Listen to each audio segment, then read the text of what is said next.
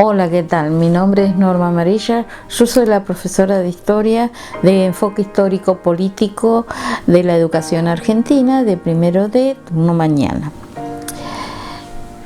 Algunas cuestiones centrales para entender la materia sería pensar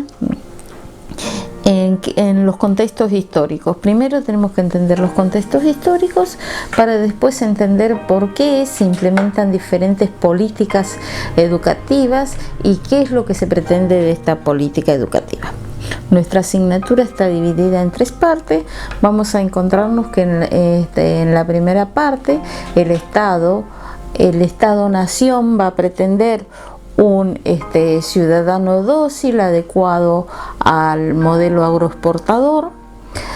En el segundo eje vamos a entender que este ciudadano dócil es necesario convertirlo en un trabajador, un obrero trabajador, medianamente capacitado, que requiere el estado de bienestar. Y por último, en el tercer eje vamos a entender cómo el Estado se va a correr de estos dos lugares y va a pretender un ciudadano consumidor de mercancía. Y a su vez vamos a ver las luchas y debates con respecto al sistema educativo de las diferentes posiciones que tienen las diferentes áreas de nuestra sociedad. Volviendo a los tres ejes, los vamos a ordenar como cronológicamente. El primero de 1880 hasta 1930, que abarca el estado, un estado oligárquico, un estado liberalista, un estado capitalista y agroexportador, con una masiva inmigración a la que hay que educar, a la que hay que convertirla en una mano de obra adecuada pero sumisa, con un gran sentido de argentinidad. En eso tiene que ver la educación. En eso tiene un gran papel la educación, y por eso se va a implementar la ley 1420, que es gratuita, obligatoria y laica, para convertir esta mano de obra un tanto analfabeta, que muchas veces ni siquiera se conocía el idioma español, en una mano de obra adecuada. Por otro lado, vamos a ver los debates y las tendencias educativas, cómo hay marchas y contramarchas, se redactan leyes, vuelve para atrás, algunas son provinciales, otras nacionales, pero todas convergen por última en un sistema educativo a nivel nacional, que el Estado nación argentino se convierte en un Estado garante. Después vamos a avanzar sobre un segundo eje que tiene que ver con el estado de bienestar, un estado que ya va a pensar no en convertir a la mano de obra en dócil, sino convertir a la mano de obra en una mano de obra obrera capacitada, pues va a apostar a la industrialización, cuestión que no se llega a concretar, pero sí se crea lo que vamos a conocer como industria por sustitución de importaciones, o ISI. Esto nos va a dar una oportunidad de generar una mano de obra medianamente calificada. Para esto el Estado va a generar diferentes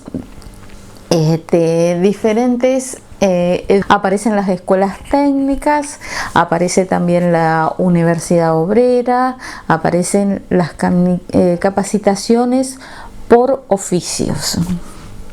Con respecto a las mujeres, al igual que en el eje 1, la educación de las mujeres va a estar ligada a la economía doméstica, cuestión que no se va a despegar de la vieja tradición de la Iglesia Católica, pues siguen pensando que las mujeres tenemos nuestro rol central en el domo, en el ámbito de la casa. en el ámbito del hogar, en el ámbito de lo doméstico. Por eso la educación es justamente doméstica. Sería dentro de los oficios del cuidar, del sanar y del procrear.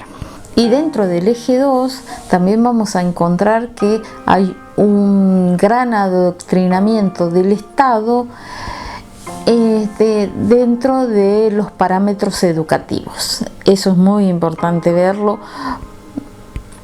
porque la herramienta de la educación siempre fue una propiedad que el Estado, que los gobiernos de turno se disputaron. Por lo tanto, cada vez que va cambiando un gobierno, va cambiando las políticas educativas. Para el eje 3 vamos a encontrarnos frente al avance de un Estado neoliberal, un Estado que se va a pensar ya desde lo privado, que va a intentar correr al Estado y dejar que avance la educación privada. Primero se implementa desde la dictadura, donde el disciplinamiento, el ordenamiento va a ser los ejes centrales. El adoctrinamiento también.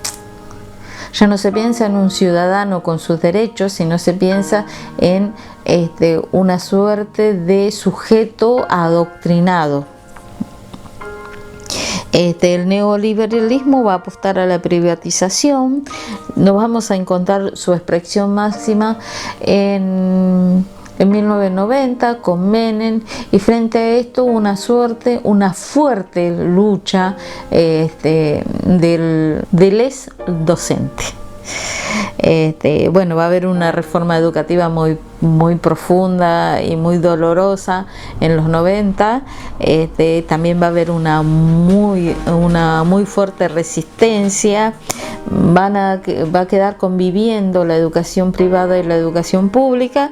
Y por último vamos a ver cómo es la educación en la actualidad, cuál es la intención del Estado y cuál es la intención de los docentes como grupo contrahegemónico.